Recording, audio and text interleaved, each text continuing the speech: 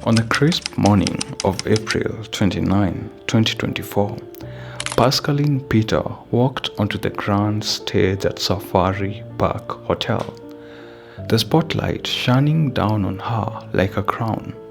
It was the prestigious Power 300 breakfast, an event graced by Kenya's top business minds, and she was the woman of the moment. Dressed in a sleek designer suit, she moved with confidence of someone who had conquered the impossible. She had made it, or so it seemed. Pascaline, known to many as Passy, was the CEO of Perfume Investments, a land-selling company that had burst onto the scene with shocking speed. Barely a week after its official launch, Perfume had mysteriously won the award for Best Emerging Brand in Land Selling. It was an achievement that raised eyebrows, but few dared to question success, especially when it wrapped in the glitz and glamour of Nairobi's elite circles. That morning, as she settled into her seat among real estate tycoons and industry giants, she wore the look of someone who had arrived. In just a few moments, she will stand before the audience and share her inspiring journey, a tale of struggle, resilience, and ultimately triumph. She was ready to inspire, to impress, and to cement her place among the greats. But fate had other plans. What Passy didn't know as she smiled for the flashing cameras was that this moment of power was nothing more than borrowed time. In exactly 2 months, the same hands that applauded her today would be scrolling through news headlines in shock.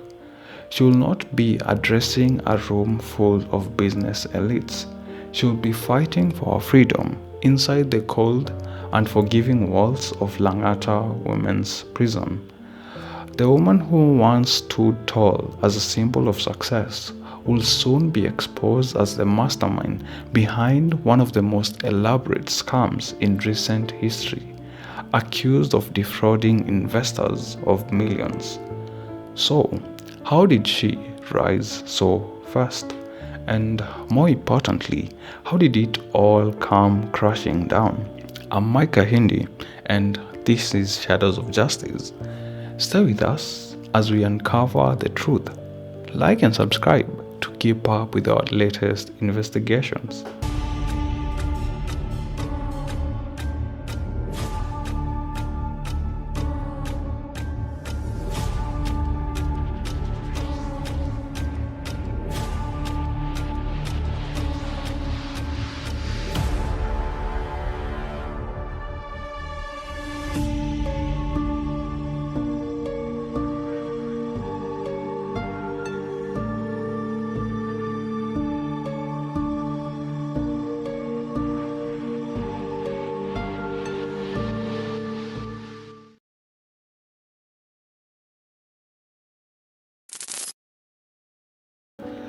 Pascaline Peter, known to her fans as Passy Trevor, was more than just a businesswoman.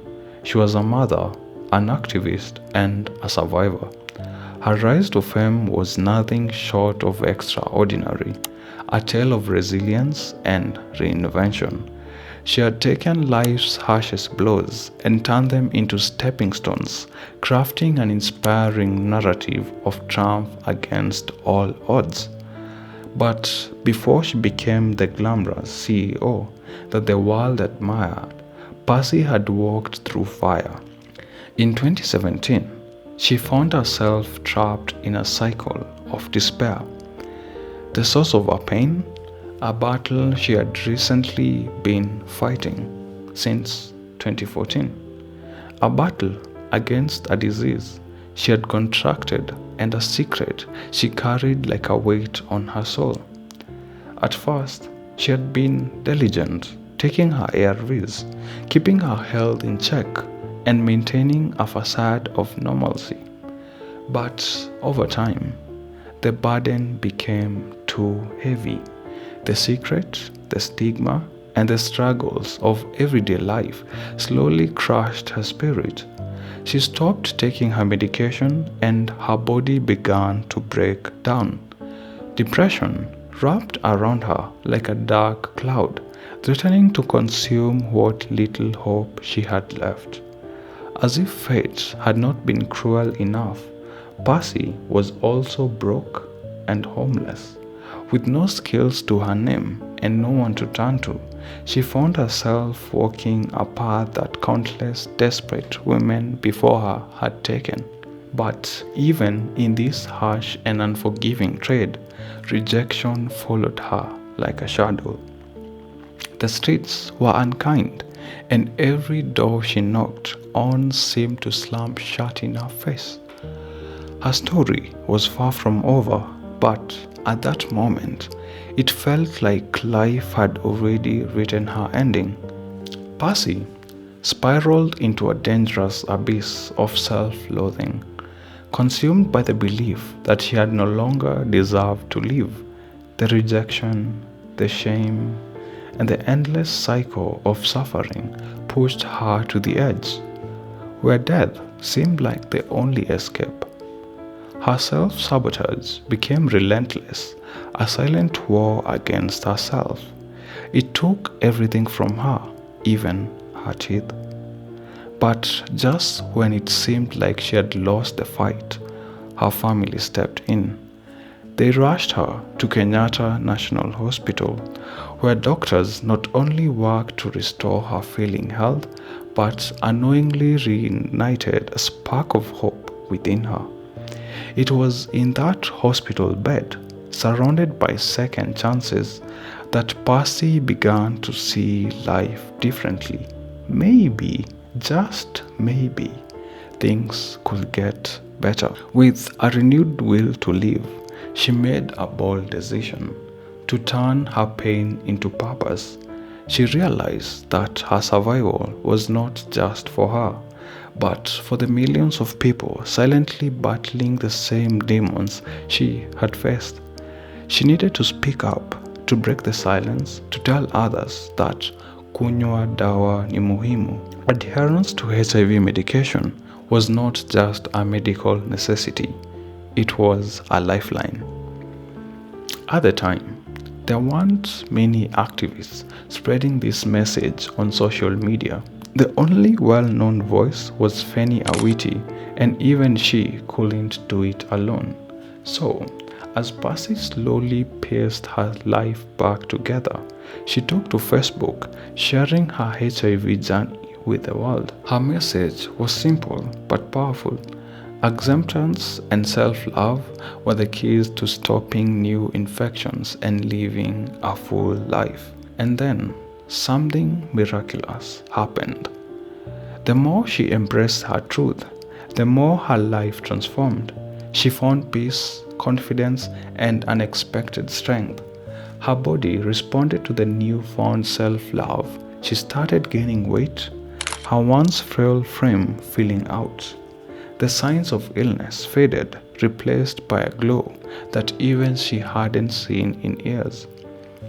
Passy was no longer just surviving, she was thriving. Passy's transformation was nothing short of extraordinary. Her confidence in speaking openly about such a taboo topic drew thousands of new followers, many of whom admired her boldness. But with admiration came skepticism. Some simply couldn't believe that someone who looked as healthy and vibrant as she did was actually HIV positive. Yet, she remained steadfast in her mission. She took her advocacy beyond Facebook, stepping into TV studios to share her story and warn others about the realities of living with HIV. She never received a dime for these interviews, but she didn't care. What mattered was the impact, and in return, she left those studios more famous than she had ever been. With her growing influence, Passy saw an opportunity. She launched an online clothing business, using her newfound fame to attract customers. fans and even journalists who had once interviewed her now supported her hustle, and in no time she became a household name in the bustling streets of Zuckerberg's internet empire. But it wasn't just business. Her following had grown into something almost cult-like. When she started online fundraisers, her supporters rallied behind her, donating generously to causes she claimed were meant to help the less fortunate. She had become a social media philanthropist, a beacon of hope to many. Yet, with great power came temptation. Passy began to realize just how much influence she had over her followers. Their loyalty was unwavering, their trust unquestioning, and it was in that moment of realization that the devil whispered in her ear. Slowly, the noble cause of charity morphed into something darker. What had once been genuine acts of kindness turned into a well-orchestrated scams, carefully disguised as philanthropy. She continued to plead with her followers for help. Only now, the biggest beneficiary of the generosity was herself. Passy had tasted power, and she wasn't about to let it go. Passy's scams didn't go unnoticed for long. Some people started calling her out, questioning the truth behind her endless fundraisers and her sudden shift in lifestyle. How did a once struggling activist now afford designer clothes, luxury outings, and an extravagant life? But her loyal fan base, the cult-like following she had carefully built, stood firmly by her side. Every accusation was met with backlash as her supporters dismissed critics as bitter haters jealous of her success. To them, Passy was untouchable, a beacon of hope, unfairly targeted by envious dictators. And with every defense they mounted, she felt even more invincible. Emboldened, she moved on her next big con, this time as a Shylock. Passy claimed that demand for her lending services was skyrocketing and she needed investors to keep up. She launched what seemed like an irresistible opportunity, a Ponzi scheme disguised as a high-return lending business. The deal was simple: invest your money with her and she will pay you back with a staggering 23.5% return every month. It was a number too good to ignore. Desperate Kenyans, eager for quick profits, rushed in. Some took loans, others gambled with their children's school fees, and a few even risked hospital money meant for medical emergencies, all in the hope of reaping massive returns. But what they didn't know was that Passy was playing them all. She forwarded the same pre-written messages to every investor, making them believe they were part of an exclusive, lucrative deal. As the money poured in, so did her appetite for the high life. She partied like royalty, indulging in Nairobi's most lavish nightlife.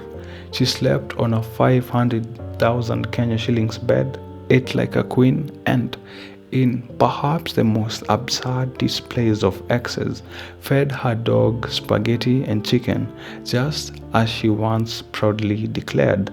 All of it found by the blind faith of her investors. But like all Ponzi schemes, this one had an expiry date, and when it came, the fall will just be as spectacular as the rise. Some of Passy's victims had stacked everything: savings, loans, and even hospital money, believing they were making a life-changing investments. But for Passy, it was never about them. It was about power, wealth, and the thrill of getting away with it. With the millions she had collected, she built herself a loving mansion, purchased high-end cars, and poured money onto her lover's company. Every aspect of her extravagant lifestyle, luxury trips, designer outfits, and VIP parties was founded by blind trust of those she had deceived. And yet, through it all, she remained audaciously unbothered. She flaunted her riches while casually throwing out phrases like, "God, your daughter is grateful," as if divine favor had blessed her schemes. But all good things, or in this case, bad ones, must come to an end. By the 40th day, reality hit her investors hard. They began to notice the eerie pattern she had been feeding them, all the same pre-written responses. Their excitement turned to panic, and when Passy suddenly vanished, the truth became undeniable. She had played them. The streets erupted with outrage. Investors demanded answer. Some had lost their life savings, others were drowning in debt, and hospitals were now chasing down funds that had been recklessly gambled away. But Passy's luck had finally run out. While she thought she could outmaneuver the law, the DCI was already closing in. After days of lying low, she made one fatal mistake. Sneaking back into her mansion under the cover of darkness, it was all they needed. That night, the authorities stormed in, capturing the woman who once stood tall as a beacon of inspiration. Passy Trevor, the activist turned scammer, was finally behind bars, facing the consequences of her deception. Passy Trevor's story is one of extremes, a journey from struggle to success, from inspiration to infamy. She built herself up as a beacon of hope, using her past hardships to gain sympathy and trust. But in the end, greed consumed her. What started as a genuine fight for survival turned into a calculated con, leaving behind a trail of financial ruin and shattered dreams. Her downfall was inevitable. No scam lasts forever, and no amount of social media influence could shield her from the truth. The same people who once worshipped her name were now the loudest in demanding justice, and justice came swiftly. Now, behind bars, Passy has all the time in the world to reflect on her choices, but for her victims, some left in debt, others struggling to rebuild their lives, the scars of her deception will remain long after her name fades from the headlines. Her story is a cautionary tale, a stark reminder that not all who preach hope are genuine, and not all who claim to help are selfless. In a world where trust is easily bought with words, it pays to look beyond the facade. Nairobi Insights.